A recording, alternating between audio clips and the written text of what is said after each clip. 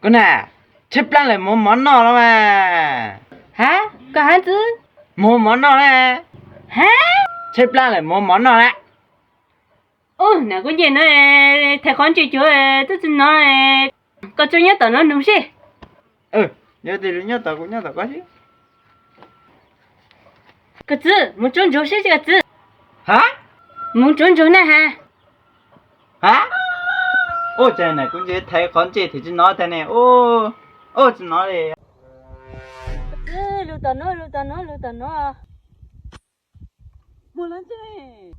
Cô cái lúc các cô nè, cô cái lúc nè.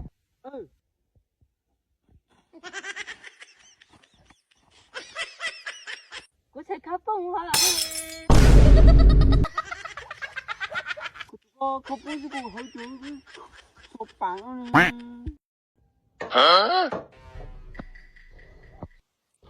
Thôi là chứ nói chú anh chị chú ý lưu ý đuôi đi. Chứ có ăn gì nè? Sao anh rõ con hả? Tại ít lần nó khó rất là chỗ nó rồi mong là tại ít lần cái nhú rồi. Cô giờ hát cả lắm. Con này, con chú ơi, con là tao nó chế.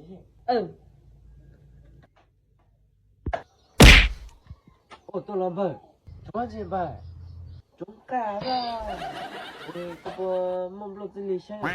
Không ai, mà. Con chú mấy nói đi.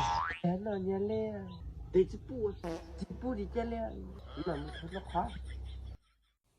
Lại年的那么这点早年的那昨天还打就那等不路只二天搞成一波天啊vẫn不能那么这点ví dụ giờ có bà có lời nói có chỉ nói ở bên nước dùng tàu sản xuất trên là chỉ trong tay cũng đã bùng rồi thế chị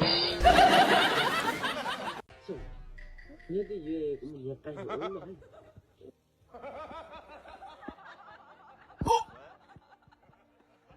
Con mẹ ơi, con bữa nó cay là nào. Hả? Cô bố nhà cái họ từ. Thì tao nhà, xong nhà rồi. Thì ra cho cô lên con bữa chia hả? thảo chỉ tao yếu bao nhiêu mà sai đi nó ta chỉ thảo yếu bao nhiêu ta mà容易nó Sao mà đó được? Nhìn cho kỹ đây này, nhìn phần thể hiện của anh đây.